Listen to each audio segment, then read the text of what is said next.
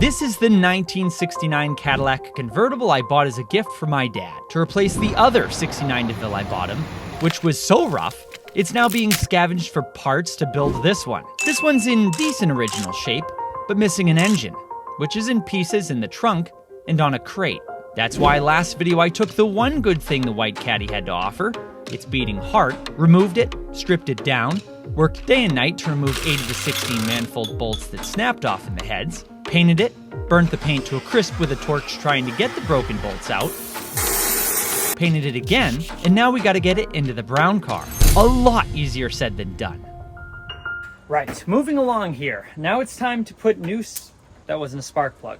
But now it's time to put new spark plugs in the motor before we put it in the car. Not this car, the other car. I just went with some basic NGK BPR 4ESs, 6578s. Solid. These were inexpensive, readily available, and they'll be better than whatever is in the car now. But first I have to gap these to the 0.035 or 0.35, whatever they have to be set at. So I find my feeler gauge, don't laugh, and check the gap on all 8 of the spark plugs. Spark plug gap is the little space between the ground electrode and center electrode on the spark plug. The gap size affects the spark's timing and size of the spark, both quite important to how the engine runs. Once they are properly gapped, I can unthread the old plugs, which I loosened in the last video, and put in the new ones. With both sides in and torqued down, we can put back on the plug wires, which thankfully I numbered when we took them off. And if you remember, these are brand new AC Delco plug wires I bought when I first bought the white Caddy. Not really that important, but this fan's looking a little rough. I did all that work to make the engine look halfway decent, and this thing's getting bolted right to the front of it. So I'm gonna scrub it down quick and give it a few coats of black to sharpen it up a bit. While that's drying, my camshaft plug, which I mistakenly removed thinking it was an expansion plug for the water jacket, has finally arrived. Now I'm just pressing that in with Steve's freeze plug installer tool. Then I can put back on the starter, which is also a brand new AC Delco unit I bought when I first got the white car. While the motor's out, I'm gonna pull out the old thermostat and throw in a new one, since I've got no idea how old this one is, or if it even works. Then it's back to the brown car to pull off a part that we're actually gonna be replacing with one off the white car. See, we can't use this pipe because this side still has the flange on it, but this side, they cut it off, which kind of sucks, but at least the other car has one. Now, here's the one we're gonna use, but this still has all this messed up, crunched piping on it. And we have to remove the exhaust clamp that looks like it's barely holding on. See, this one still has both the flanges we need.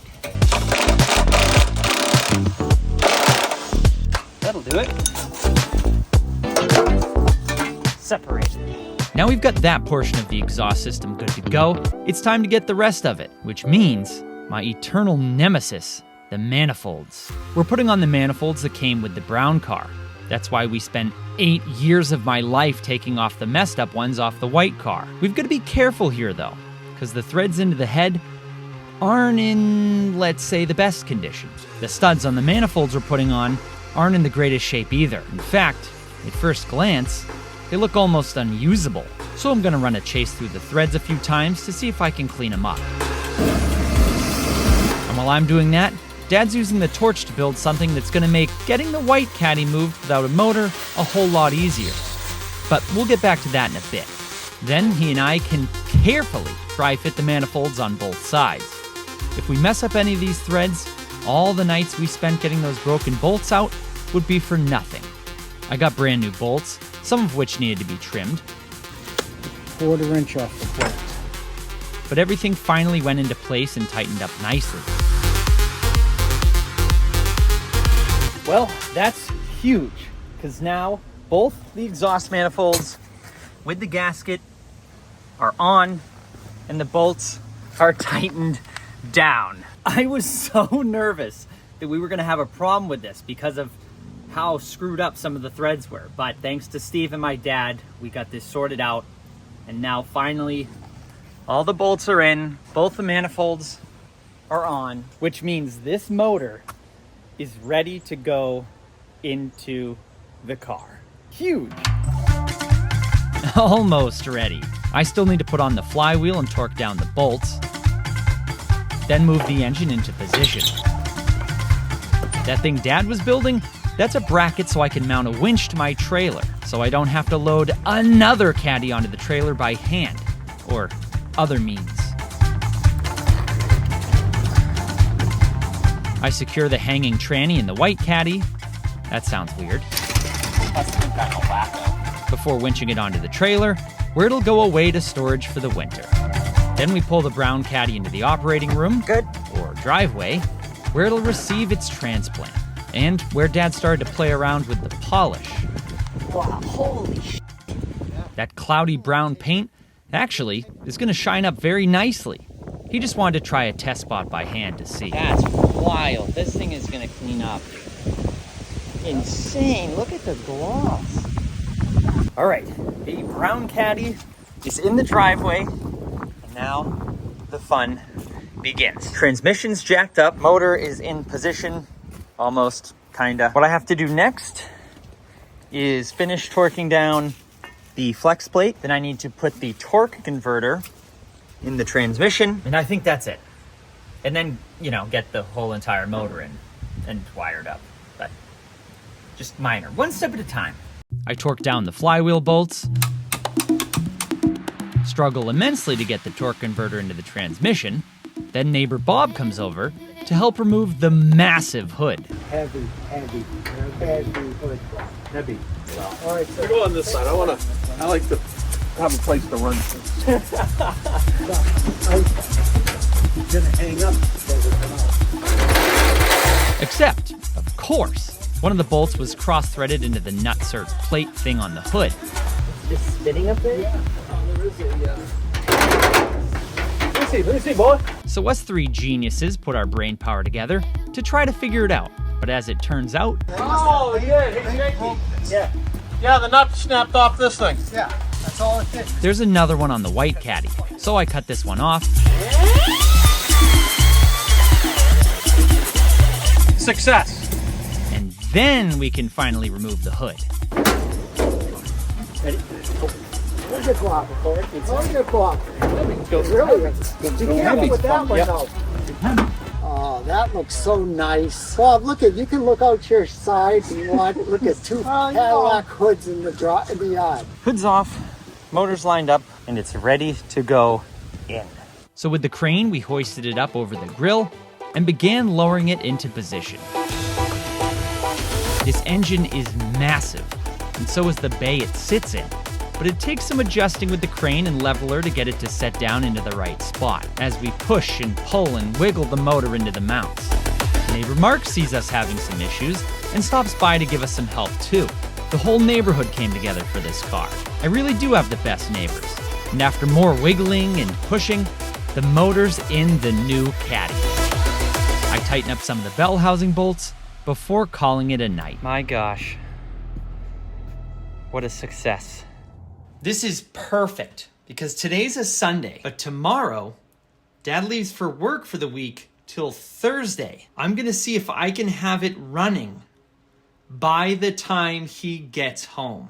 I think I can do it. We got the motor in last night, and now we have this nice little luxury tent where I'm gonna button up everything else that needs to happen to this motor before it runs. And it's gonna rain for the next 2 days, so I'm gonna be working here. For those who are wondering, I filmed this before the garage was done. Plus, this is 19 feet long, and it'll hardly fit in there, let alone with any room to work. Rain never killed anyone. Actually, that might be wrong, but we push on. I'm putting in the motor mount bolts, and then tightening on the torque converter. Oh, where's the ratchet? Not the most fun job on a soggy piece of cardboard, battling falling raindrops of water or oil or whichever fluid's trying to drip on my eyeballs. But regardless, the torque converter's finally bolted on. I'm absolutely soaked and freezing my arse off, but we're slowly making progress on this thing. Thank God these boots are not that old because they're still somewhat waterproof. Basically, we have to do a few more things underneath, and then the rest of it's just all up here in the easier stuff. Easier, I say, yeah. First back on up top is the coil. slides into place and gets plugged into the distributor. Next, I hook back up the throttle linkage, which is literally just an arm that goes to the throttle on the carb, and it's directly connected to the gas pedal inside the car. And of course, we're putting on our brand new pump that we bought for the other car. I at least know this one's brand new, so might as well use it. It is nice that at least every new part I originally bought for the white Caddy will get to be used on the motor going into the brown Caddy. All important parts, like this fuel pump and the starter and plug wires we did earlier. Now, the brown car came with an alternator, but the engine that was in the white car had an alternator too. But unfortunately, I don't know if it was working or not. I think it was. So now I have to pick which one to put in the car. This one does look a little bit newer. I don't know which one sounds better. That one doesn't sound that good when it's on its side. So I'm gonna put the one that was in the brown car into the brown car and hope that it works. But as I cleaned it up, I realized I better take a step back. Looks like I got a little ahead of myself, actually. There is a pump that goes down here before the alternator goes in. And that's this thing. It's called an air pump. It's for, smog stuff, and it literally just spins and pumps air. It sounds like a popcorn machine sometimes. Now, I was gonna delete this, but as it turns out, it's a little bit more complicated than that. You'd have to change stuff around with where the alternator is and change stuff with belts. But I noticed from all the pictures I was seeing that I was missing stuff. And there were some complaints on forums about these things literally sounding, like I said, like popcorn machines while they were running. Turns out there's a silencer that's supposed to be here, and this one doesn't have that. I would be very mad if I put this thing on and the car literally sounded like it was making popcorn. So I looked in the trunk of the brown car, and sure enough, the air pump's here. It sounds better than the other one, and it has that silencer already installed. So I don't know what I'm gonna do as far as plumbing this thing up. So I pull the pulley off the old popcorn maker, bolted into the other popcorn maker, so it's at least ready to be bolted into the car. Then I'm finding and plugging in where many wires go and putting in the radiator loosely before plugging in oodles of vacuum lines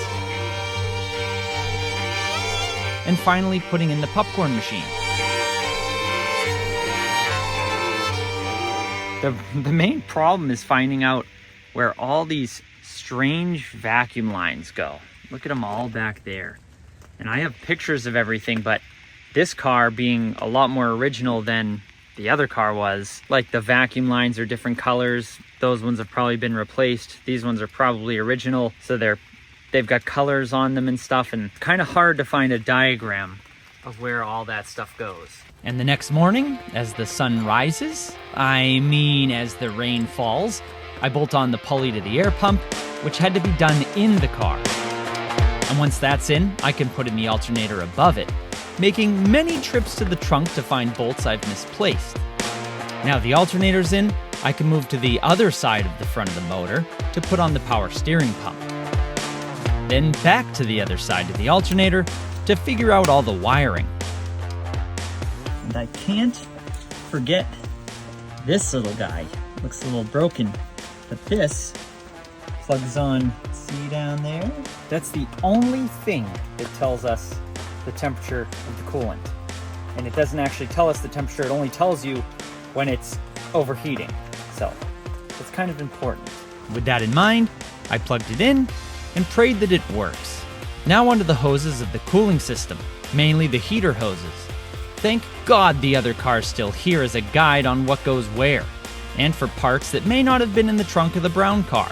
I'm stealing some heater hoses that seem to be in better shape than the ones in the brown car, putting them on, and running the rubber hose from the radiator to the overflow bottle. There's many parts that came with the brown car that the white car didn't have too, so I'm installing those as I find them, like this vacuum hose and valve near the carb. And now that our fan is dry, that can get bolted on too. At least the fan is dry. It's supposed to rain less today. Maybe instead of an idiot with a camera, I should have been a weatherman. The only job where you still get paid, no matter how wrong you are. But regardless, I'm still putting on heater hoses before climbing back under the car to take care of a few things I'd been putting off, like the rest of the bell housing bolts, and the wiring to the starter motor, which at least is pretty self-explanatory. before moving back up to the front to install the power steering hoses to the pump and cutting more heater hoses, since the ones I installed earlier actually weren't in the best shape. Almost 60-year-old rubber. Who would have thought? I need to make some progress on this thing. By the end of today, this thing needs to at least attempt to run. But what we have to do right now is figure out something that's going to be a little bit tricky. So, for now, I've deleted the AC pump. The AC lines are cut in some spots. We're not going to be using the AC ever in this thing. But the AC pump is going to change what we do with the rest of these belts. So what I'm going to have to do now is take all the belts that were originally on the car, and there's quite a few. I have to see which ones will still be usable, and then after that, we might have to do some measuring and some trial and error and many trips to the parts store.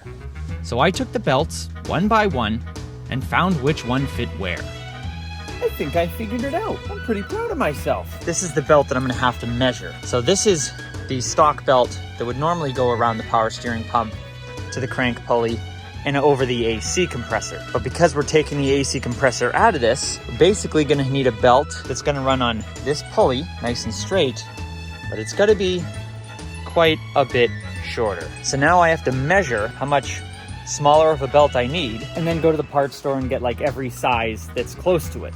And because I see my pals at O'Reilly's frequently enough, I'm measuring carefully so I'm not seeing them 74 times today getting different belts. Well, the full-size tape measure didn't work for that, so I found the micro PP version of a measuring tape. I gave it a whirl measuring the belt, but... well, that didn't work. What are the odds? It's too short. I could probably just Google the number that's on here, and it'll give me the length. And that's just what I did, and got my length I think I'll need. I'll make a run to the parts store later to grab it, because in the meantime, there's something pretty important I need to try on the Cadillac. So we need to button up a few more things, like attaching the transmission lines to the radiator, and the radiator hoses to the block. Then I'm putting on the bell housing dust cover, and connecting the fuel pump lines. Incorrectly. I put it on the wrong side of the distributor. Typical. So I swapped it around. Now she's in the right spot. There we go. That's better. And we're actually not gonna put that line on yet, because what we're gonna do now, just like we did, it seems like so many times with the other Caddy, we're gonna put this fuel line in a cup, crank the engine, and make sure the fuel pump is pumping. Also, like last time with the white Caddy, I wanna make sure I didn't put the fuel pump in wrong so that the diaphragm arm isn't actually getting hit.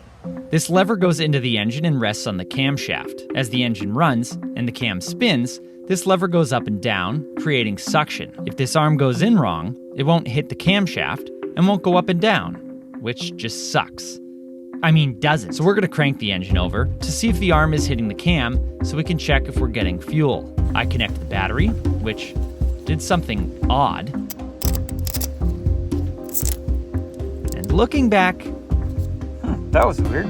I should have just stopped right here. With the fuel line going to a can and not the carb, it's time to see if it's pumping.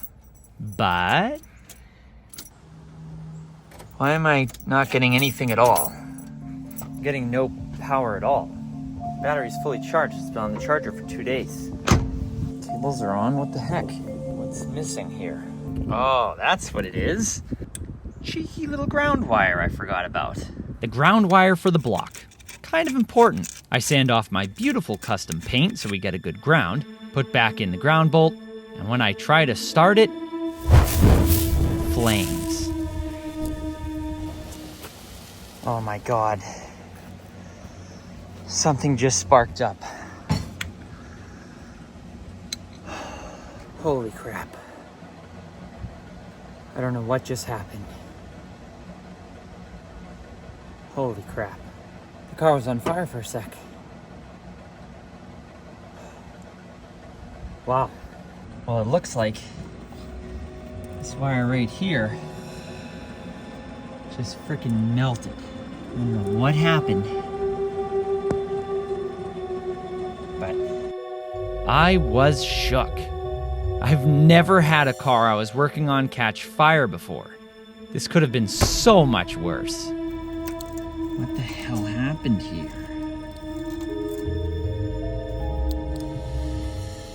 This wire just cooked. Well, that wire was definitely the culprit, but I don't understand, because it goes from ground here to the negative terminal on the alternator. And I literally have a picture from the other car of this wire going to there. It just melted the coating off the wire. Look at that. It did a little damage to these wires, but they still look okay. I'm gonna remove this wire now from both the alternator and the body and see what's what after that. So I removed the extra crispy fried wire and continued on to see if we're getting fuel. I'll circle back to my stupid mistake in a minute.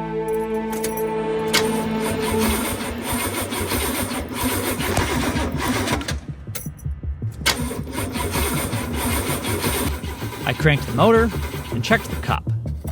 Nothing. So I cranked it again, checked the cup again, and crap, nothing. Nothing at all. I really don't want to have to pull the fuel pump off again. Not that it's a huge deal, but you know, who's to say I could pull it off once and put it on and it still not be right. So I cranked it yet again, checked the cup, and this time... Oh my gosh, is it a little wet at the bottom of that? There is. I think there's a tiny bit of fuel in there. And as I cranked it for the 6th time, sure enough, fuel began to trickle out. Not great looking fuel, but fuel regardless. It did. It pumped the fuel. There's gas in here. Oh my gosh. Look at that. I'm just kidding. I'm not going to drink it, but it is gas. So now I can attach the fuel line to the carb and then make a run to the parts store to sort out those belts. All right, I got 3 belts and 1 on order. So we'll see if any of them fit. And bright and early the next morning, I got straight to work. Because by the end of today, this Caddy's gonna run. I know it. And it starts by removing the radiator back out. That's because there's some bushings we gotta steal out of the white Caddy to put under this radiator. All that for these. Then the radiator can go back in, along with the bushings. Looks like I'm just gonna end up having to replace this actually because, well, that's not gonna work. Now we need to see if any of the belts that we got are gonna work. I hope they do. So I start with our first test belt, and somehow the first belt that I tried fit. It worked. Look at this. So now we have, here's our new belt here.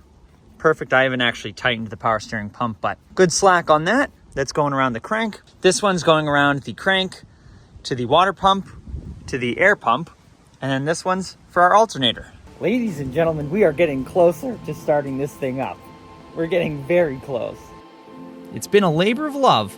We're almost there, but there's still a list to do. Now onto the exhaust. Remember the downpipe we took from the white Caddy? We gotta get that hooked up to the rest of the exhaust that's already hanging in the brown car. I need to heat this pipe up to make the other pipe slide in, but she's not fitting. So I run back to the parts store to rent an exhaust pipe expander, which expands the pipe. Now the downpipe fits in, so I can bolt it to the manifolds and put a clamp onto the rest of the exhaust. Now, we have to talk about the little fire incident we had yesterday, because I messed up.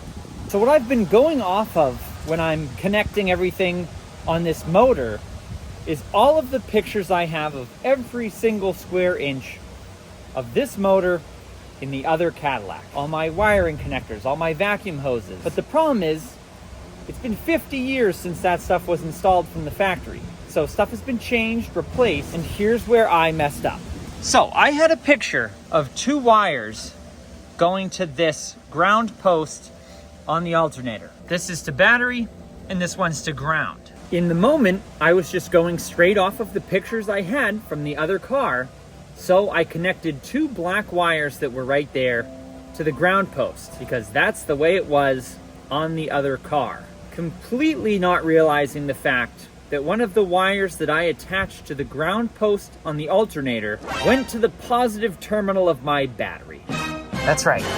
This little wire right here, running up like this, I put this onto the negative terminal on my alternator, along with this now charred wire that's grounded straight to the body. So these two wires I had touching, a positive and a negative, onto the ground of the alternator. Yes, I know that sounds absolutely freaking idiotic, and I know that I'm an idiot.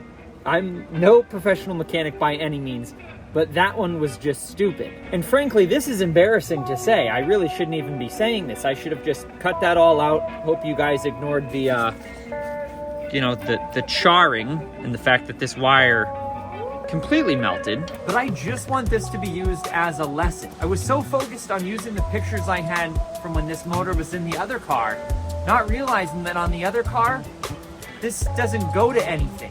I just used the pictures instead of my head and didn't realize that. Realized that this one goes to my positive battery terminal, and on that car, it doesn't go anywhere, but it looks like it goes down to the same spot. It's just a cut wire. So don't be an idiot, and always keep a fire extinguisher nearby.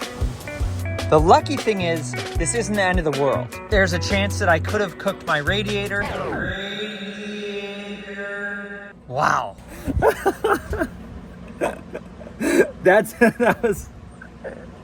I'm talking about how much of an idiot I am, and I pointed the alternator and call it a radiator.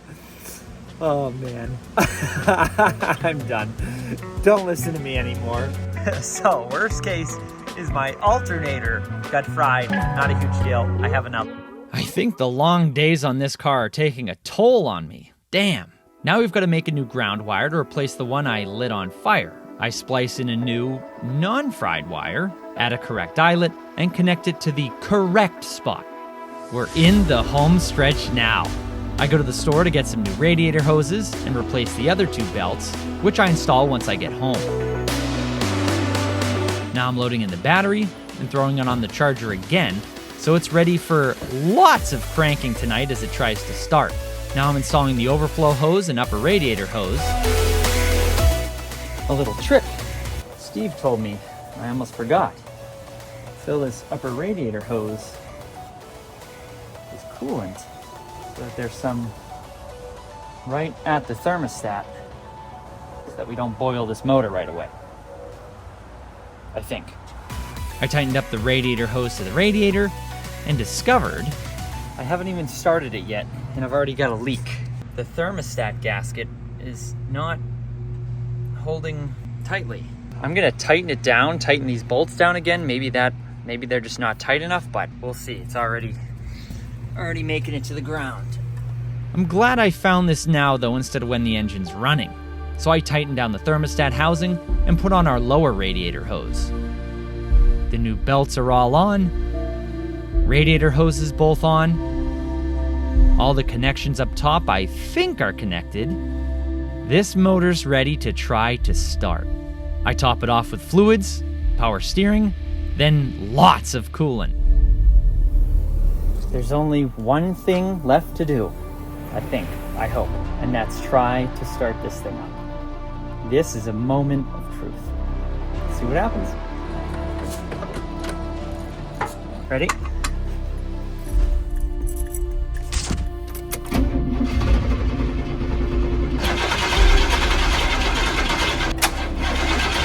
He didn't seem to want to wake up at all. I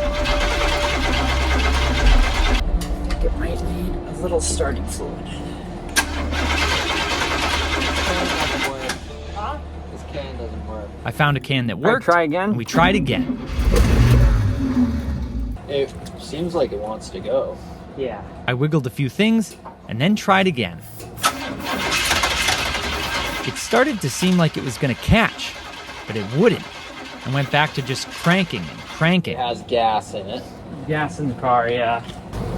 I didn't know what else to try, so we filled a can with some gas to pour straight into the carb. We'll see. All right, ready? Okay, yep.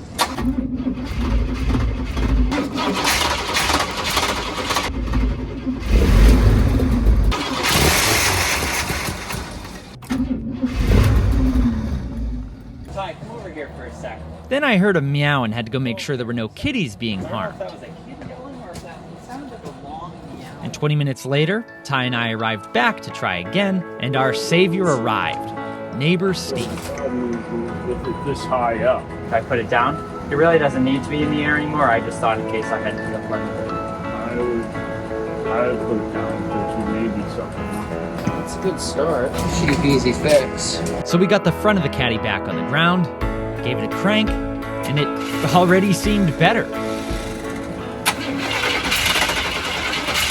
It sounds much better now. Try again. What is that? Don't touch the gas.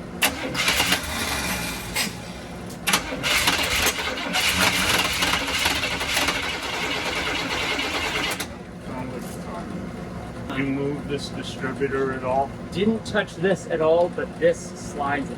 It was a That doesn't matter. I made sure not to touch this. I knew. So Steve worked his magic, did some tweaks, then right.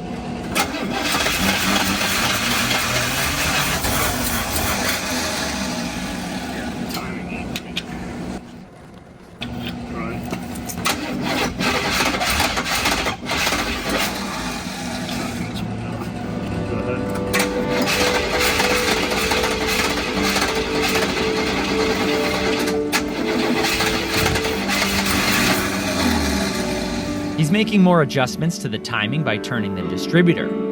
Until finally...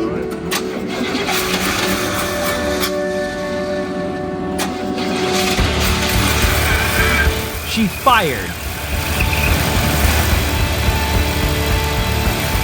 We messed with a few more things as it was running, but this thing's running smooth.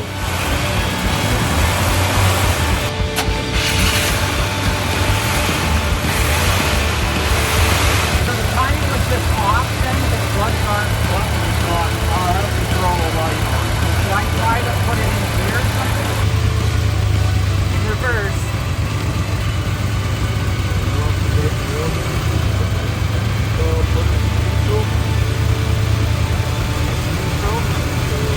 Wait, that might be fine. What do you think you're in now? I'm in neutral. Alright, put it in drive. I think that's dry. That must be dry.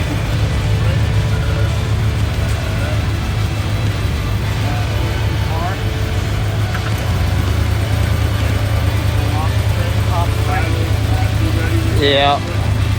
Off the brake.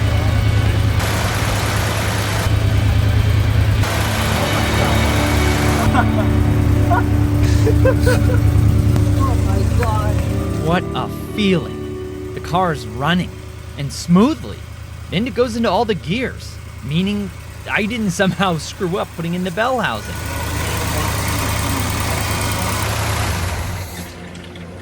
It runs. This is a huge, huge step forward. Now we just gotta iron out some of the kinks, which will be next video, as well as hopefully our first drive.